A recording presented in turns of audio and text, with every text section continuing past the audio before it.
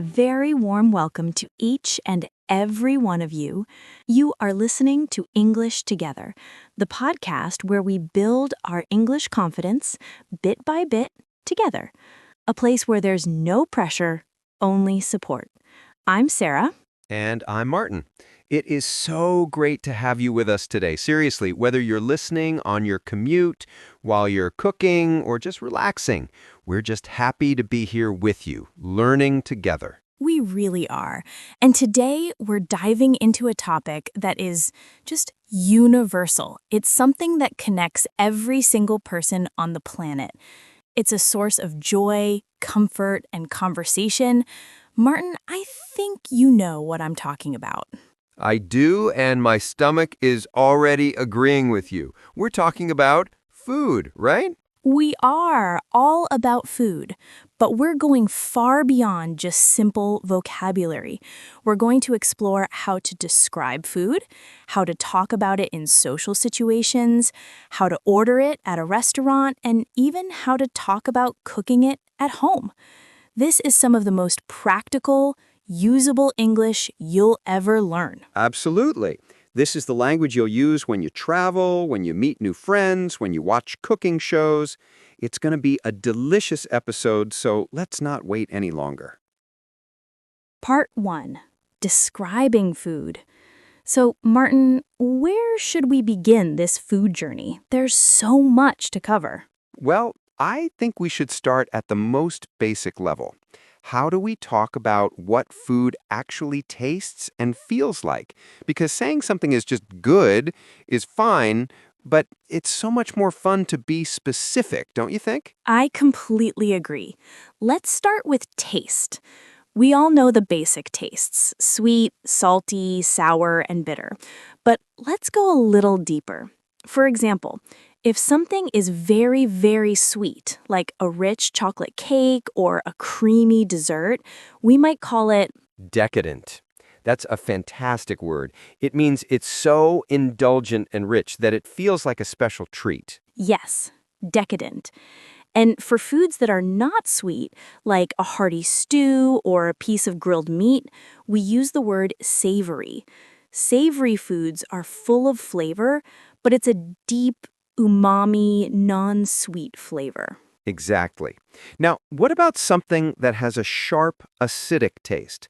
Not necessarily sour, like a lemon, but a pleasant sharpness, like a strong cheese or a yogurt. Oh, that's tangy. Tangy is a positive word for that sharp, zesty flavor. And if something makes your mouth feel a little dry, like a strong tea or some dark chocolate, we say it's bitter. Bitterness can be nice in small amounts. Good distinction. Now, let's talk about spice. If a food has chili peppers and makes your mouth feel hot, we say it's spicy. But be careful. Spicy does not mean it has a lot of herbs and spices like in spiced cake. Spicy means hot. That's a great point. For food with lots of herbs and spices but no heat, we might say it's flavorful or aromatic.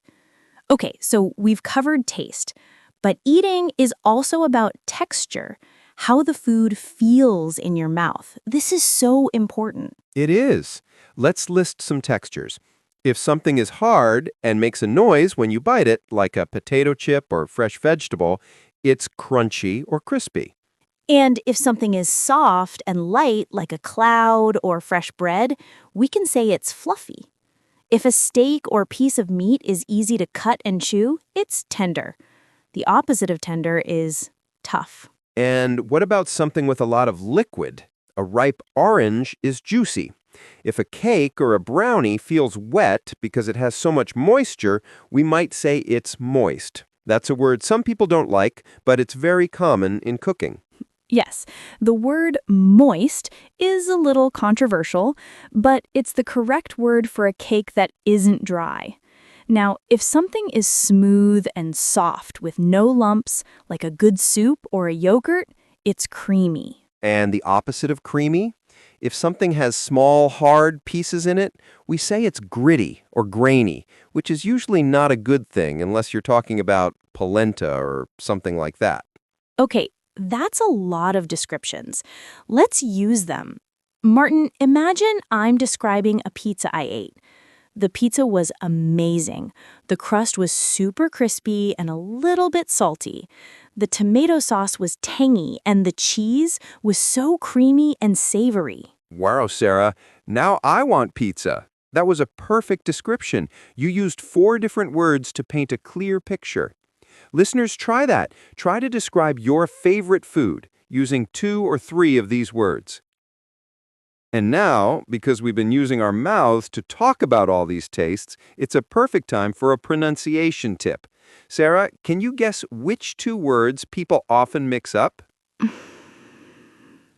Based on what we've said, I would guess savory and spicy? Close, but even more common is the mix-up between sweet and salty. This is a crucial difference. You do not want to confuse these when you're ordering food. Oh, absolutely. That would be a big surprise. So let's practice. The word sweet, the key sound is a long E, like in sea or tree. Your mouth is wide, almost like you're smiling. Sweet. The tongue is high and flat. Sweet. Sweet. Like candy, like cake. Perfect. Now, salty. The key sound is the aw sound, like in ball or call. Your jaw drops a little more, and your lips are more rounded. Salty. Can you feel the difference in the shape of your mouth? I can. Sweet is a smile. Salty is a round, open mouth. Exactly. Let's have everyone repeat after us. First, the ice cream is very sweet. The ice cream is very sweet.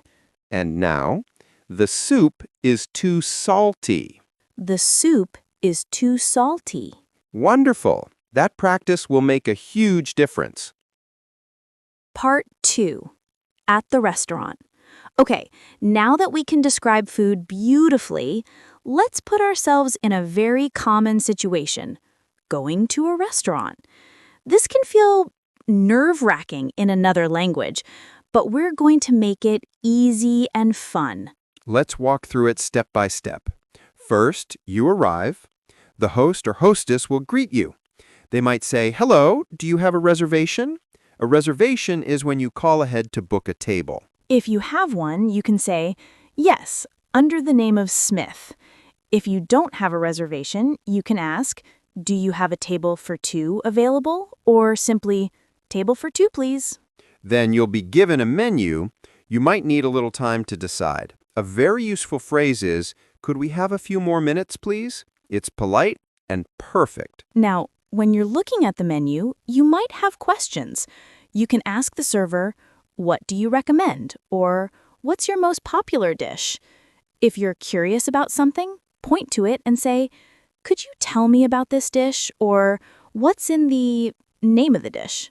And this is very important. If you have an allergy or a dietary restriction, you must mention it clearly. For example, "I have a nut allergy. Is this dish safe for me?" Or, "I can't eat gluten. Are there any gluten-free options?" That is crucial. Always better to be safe. Okay, so you've decided. Time to order. Let's listen to a conversation between a server and a couple at a nice restaurant. I'll be the server. Sarah, you can be the customer again. Hello there. My name is Martin, and I'll be your server tonight. Can I start you off with some drinks? Yes, thank you. Could I please have a sparkling water with lemon? Of course. And for you, sir. Excellent. I'll bring those right over. Are you ready to order your food, or do you need more time? I think we're ready. I'd like the garden salad to begin with, please. A great choice. And for your main course? For my main, I'll have the grilled salmon. Excellent. And how would you like your salmon cooked? We recommend medium. Medium is perfect, thank you. And could I have the roasted vegetables on the side instead of the potatoes? Certainly. That's no problem at all. I'll put that order in for you right away. Okay, so let's break that down. Did you hear the key phrases?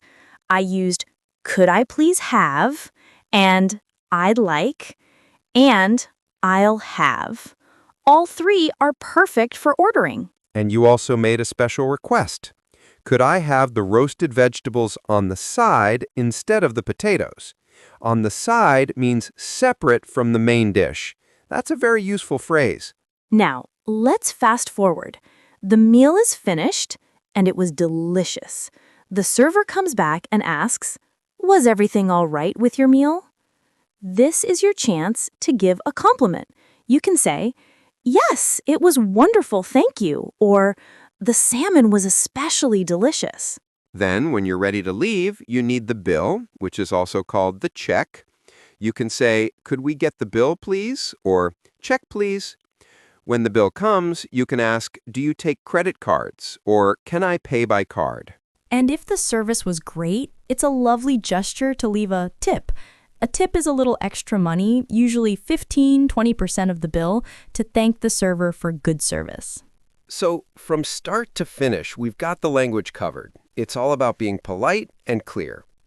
Part 3, cooking at home. Of course, we don't always eat out. Cooking at home is a joy for many people. Martin, are you much of a cook? I am. I find it really relaxing, and it's another great opportunity to use English, especially when you're following a recipe online or in a cookbook. Absolutely. So let's talk about cooking verbs. These are action words for what you do to the food. If you use the oven to cook something, like bread, cookies, or a casserole, you bake it. If you use a pan on the stove with a little oil or butter, you fry something. You fry eggs, you fry bacon. If you use very high heat quickly, you sauté vegetables. A healthier option is to grill something, which means to cook it over direct heat, like on a barbecue. You can also broil in an oven, which is similar with heat from above. Then there's cooking in water. If you cook something in very hot, bubbling water, you boil it. You boil pasta, you boil eggs. If you cook something in water that is hot but not bubbling, you simmer it. Soups and stews simmer. And a very healthy way is to steam vegetables, which means cooking them with the hot steam from boiling water so they don't get soggy. Now, before you cook, you have to prepare the food. This is where we get specific cutting words. This is a common point of confusion. To chop means to cut into pieces, but not necessarily neatly. You chop onions, you chop herbs. To slice means to cut into thin, flat pieces. You slice a loaf of bread, you slice a tomato. And to dice means to cut into small, square cubes. You dice carrots for a soup, you dice potatoes. It's like making little squares. Then there's to mince, which is to cut into very, very small pieces. You mince garlic or ginger. It's even smaller than dicing. Let's put this into a mini recipe. How to make a simple tomato pasta sauce. Okay, first chop 1 onion, then mince 2 cloves of garlic. Next, dice 4 large tomatoes.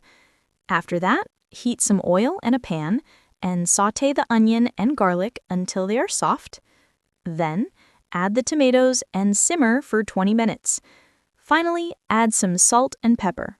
Perfect. You used so many of our new words. And you also used sequence words. First, then, next, after that, finally.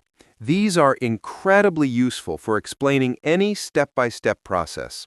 Okay, we've learned a lot of separate pieces. Now let's put it all together in a natural, flowing conversation. Martin, let's pretend we're 2 friends who haven't seen each other for a week, and we're catching up over coffee. I love that idea. Okay, so Sarah, how was your weekend? Did you do anything fun? Oh, it was great. Thanks for asking. On Saturday, my family and I finally tried that new Thai restaurant that opened near the park. Oh, I've been wanting to go there. What was it like? It was fantastic. The atmosphere was so warm and inviting. To start, we shared these spring rolls that were incredibly crispy and served with a tangy dipping sauce. For my main course, I ordered the green curry. Was it very spicy? It had a bit of a kick, but it was the perfect level of heat. The curry itself was creamy from the coconut milk, and the vegetables were still a little crunchy, which was nice. The chicken was so tender. It was just a really savory and satisfying dish. That sounds amazing. I'm definitely going to book a table now. My weekend was much quieter. I decided to stay in and cook. I attempted to make my grandmother's soup recipe. Oh, that's lovely. How did it turn out? Well, it took a while. First, I had to chop a mountain of vegetables, onions, carrots, celery. Then I had to dice the potatoes. It was a lot of prep work. I sautéed the onions first, then added the other vegetables and let them cook for a bit. Finally, I added the stock and let the whole thing simmer for a few hours. Nothing better than a house that smells like soup. Was it good? It was. It tasted just like I remembered. It was very flavorful, though I think I added a bit too much salt. It was a little salty for my taste, but overall it was a success. And now I have lunches for the whole week. That's the best part. Well, your soup sounds wonderful, and my restaurant meal was too. It just goes to show, food is always a good story, isn't it? It really is. And did you notice how naturally we used all those words? Crispy, tangy, spicy, creamy, crunchy, tender, savory, chop, dice, saute, add, simmer, flavorful, salty. They just fit right into the conversation. That's the goal. We want these words to become a natural part of your vocabulary. So when you're telling your own stories, you can do it with confidence. Well, everyone, we have covered a tremendous amount today, haven't we, Martin? We did.